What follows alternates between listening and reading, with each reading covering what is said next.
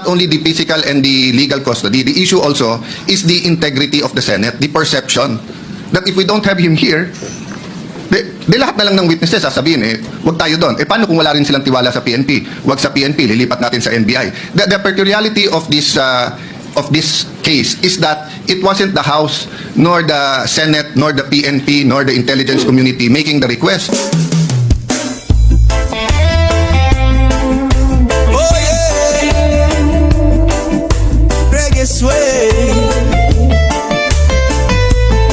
Tanong ng bayan, simple lang naman.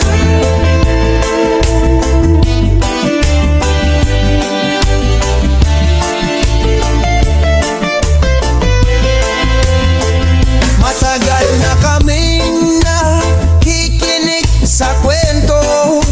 It was the witness. Paulit-ulit na parang sirang I beg to disagree. plaka ito. It was Speaker Martin Romualdez who Palusot dito. I did not talk to the witness. I did not hear him say it was only part of Mr. Speaker. President, it was live in the hearing. Bago siya magsalita, sinabi niya, pwede ba, mga congressman, huwag niyo akong ibabalik sa Senate dahil may mga, hindi ako safe, may mga senador doon. Ang sabi ng congressman, magsalita ka muna.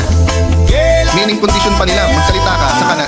That's why I think, in fairness to the Speaker, I don't think this is his personal I think he position. was also present.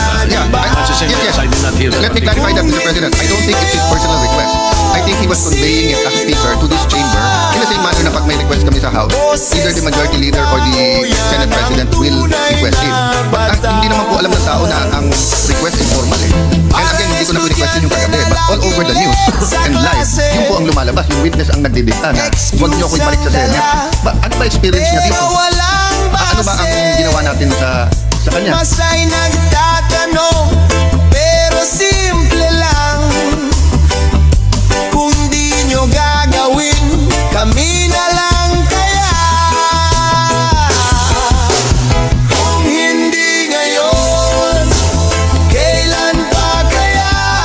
Pero ang ginagawa pabalik ng mga korap, dinidisrupt din tayo. Dinidisrupt din yung mga image. That's why yesterday, I'm happy we have a consensus sa majority and minority that we should continue our hearing.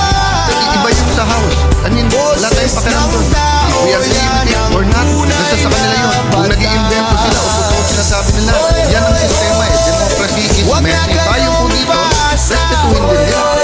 Sawa na ang masa, hoy, hoy, hoy. Reggae ang kanta. Tanong ng tao, sagutin nyo na. Tutuusin, hindi lang naman kaming mga kontraktor ang nakikinabang dito.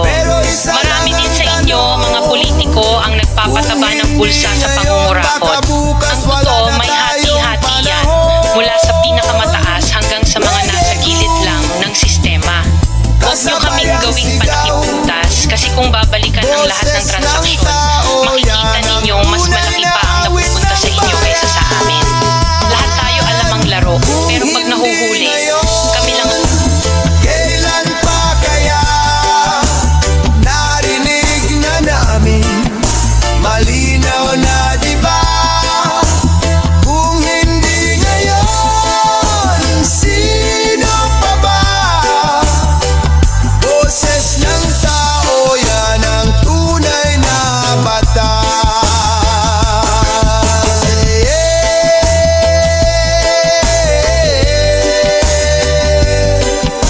Reggae Sway.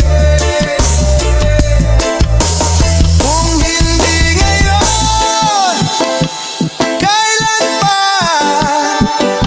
Boses ng masa,